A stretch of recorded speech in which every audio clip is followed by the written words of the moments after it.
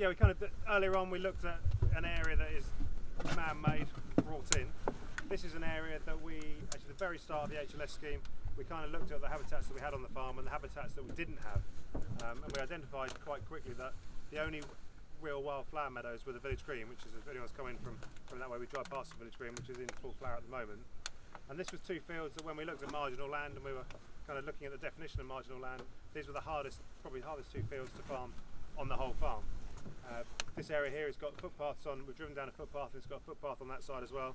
Has the main watercourse running from pretty much the whole way down that hedge line, and right the way down, carries on all the way till it gets into proper water, whereas this is just a ditch for us. And you know, you open the sprayer up, go up and down once, and then we're messing around corners and funny shapes. And it was land that we just thought actually we're spending more time and effort trying to get a little bit off this than probably we need to be. So we kind of identified this as being the heart of the farm, and figured that if we were going to do some wildflower recreation, or wildflower meadow recreation, this would be the perfect place to do it, because it also linked in all the other habitats that we were talking about, and where the hedges would go, and linking the ponds up, and all that kind of thing in creating this ecosystem. So we kind of looked at the options that were available to us, and we could have run the plough, power harrow, nectar flower seed, or proper wildflower meadow seed. And then we went on a farm walk which was hosted by the Suffolk Wildlife Trust at Helmingham Hall. And the Suffolk Wildlife Trust there were talking about how they'd recreated wildflower meadows there. And what they'd done is they'd cut the wildflower meadows on the same day. They'd got all their volunteers to scrape all the hay up, put it on a trailer, and they took it off to Helmingham, and just the volunteers were leisurely kind of strewing it around like confetti, and that was how they'd seeded these meadows. So we kind of looked at this. It was a wheat crop, and I think it was harvest 2007 was the last time it was combined. Literally, as soon as we combined it, we left it for a year, and then we cut our village green, baled it up into round bales on the same day, brought them up here. So right, that's fine. We'll shove them out with a teleporter. All it kept doing was pushing the bales around and not really getting anywhere. So in the end, we ended up rolling round bales out by hand, which was quite a do. This is the bit we started on first of all, and the only way I really remember it is because there's a picture that keeps going round and round and round, which is me pushing out a bale wearing a bright red shirt, and my face is even redder. It was the hottest day of the year, and we were trying to push the bales. We did figure out there was a slight slope. It was a bit easier to go one way than the other. But what we did was we effectively just literally rolled green hay out over these areas. Then we went through with a straw turner and spread them out. And then we kind of came back a month later and nothing was happening. It was just a field of wet hay. And then went through it with a straw chopper to try and break it up a bit more. And 6 months later, we still just had a field of wet hay. 10 months later, we had a field of wet, mucky, rotting hay. And we're thinking, what on earth have we done here? And as time went on, we started to see the green shoots, and we started to kind of really get into the nitty gritty. And over the course of a few years, it took a few years, with a bit of topping to get rid of the docks and stuff, which just keep coming. Cut a long story short, we've been able to recreate wildflower meadows using our native village seed mix, if you like. So we've actually, in the last few years, we've actually taken green hay off these meadows now and taken them off to other areas around the farm. So we're trying to just up the wildflower content and up the biodiversity content of all our areas of grassland now. So the area that we drove in at the front of the drive where the fence is, was green hayed last year, and as it's rained in the last few weeks, the grass has really shot away. But when we kind of get in there and get on your hands and knees, it's absolutely full of medic and red clover and the things that we really kind of want as the base of these wildflower meadows.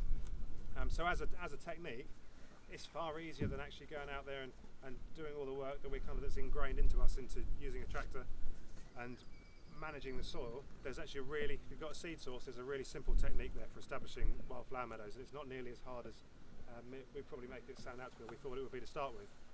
The reason we've still got docks here is because we actually cleaned the ditch out and all the ditch spoil came on here. So this will probably get mowed fairly soon selectively to try and get rid of these docks and stuff. But actually the rest of the field is all pretty clear in terms of the things that we don't want, which is docks, thistles and nettles. And we've worked hard in different places to cut them out by hand, and it does take a bit of doing. But over the whole area, we're getting that quality of wildflower meadow that we want. The bit that we drove past, you'll see there's big areas of red clover in there, and the red clover only just appeared 2 years ago. We had quite a diverse sward through the whole area, and then all of a sudden we had big patches of red clover, and we Nick stopped the drone up and we photographed the whole field, and you can see big patches of red clover. Now when we go back to the village green, there isn't actually red clover anywhere on there. So unless anyone can disprove the theory, we kind of think that quite possibly the red clover is left over from when the Moat Hill farm was a dairy, and the dairy was finished being a dairy in probably the late 50s, early 60s. So potentially there's a kind of 50-year-old seed source, seed bank in the soil of red clover, which all of a sudden, with the right conditions and as the fertility has come down, with cutting and removing and taking the hay off, all of a sudden we've got that flush of red clover. So it's something that there's quite interesting that we weren't even really expecting. What we can see, as these meadows all flower, we can see different areas of the village green. So there's a whole strip at the back which will all be ladies' bed straw, and there'll be a whole strip of oxeye daisies, and that's just as the bales are unrolled, depending on what was unwrapped in those bales, is kind of what appears in these areas. And as time goes on, hopefully we can spread those seeds around.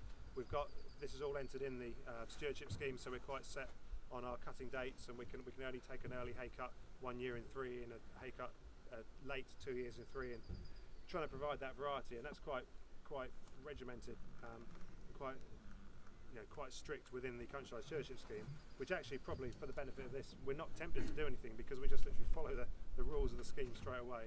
We're quite set on what we can and can't do.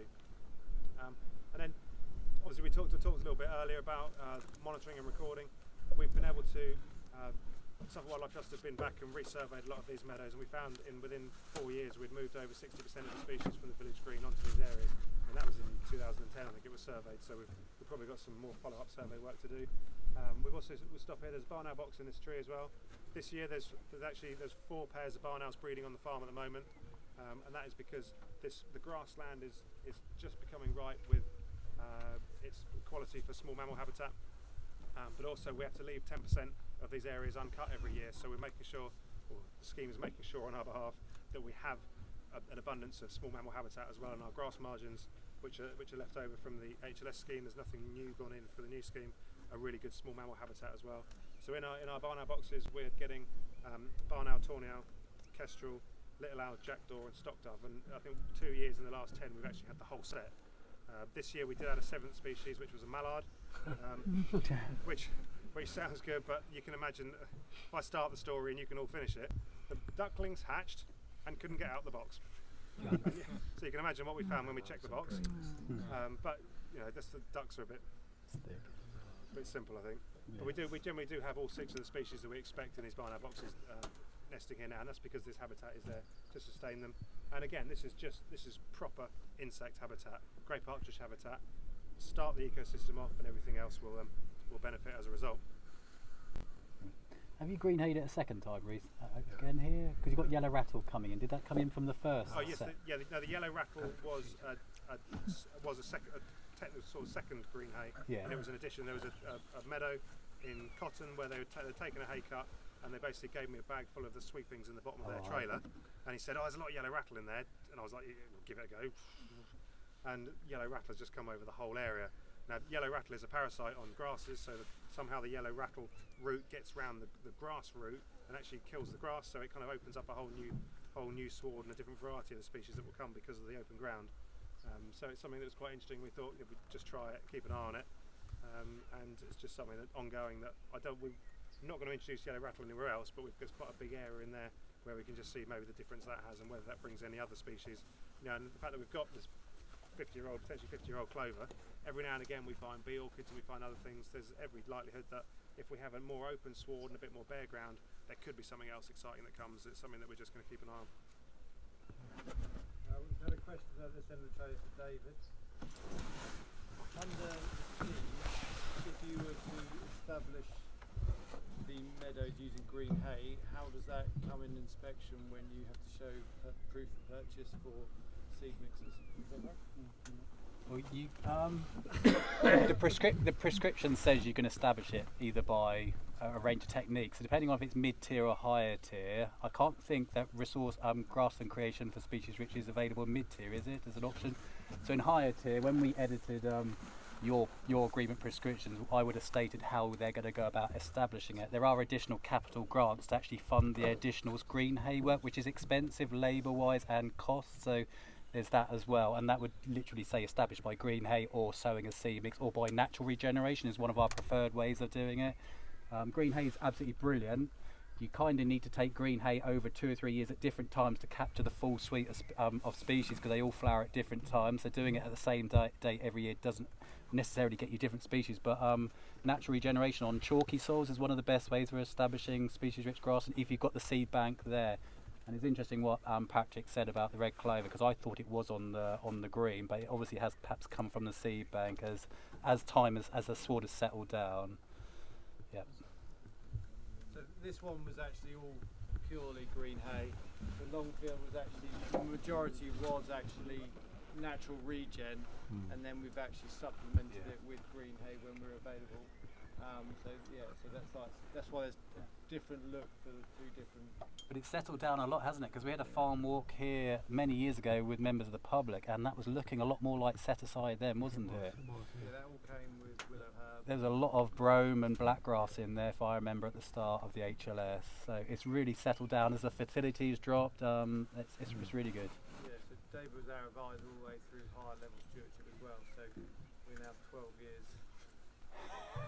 Yeah, then you're still here. Yeah, I can't get rid of me. There's been quite a lot of variety in the way we've managed them as well. We've grazed them probably 2 or 3 years. Yeah. We've taken early hay cuts, we've taken late hay cuts. One year we probably didn't do anything at all and just topped it really late. So you know, I think the variety has given us that kind of variety in the result.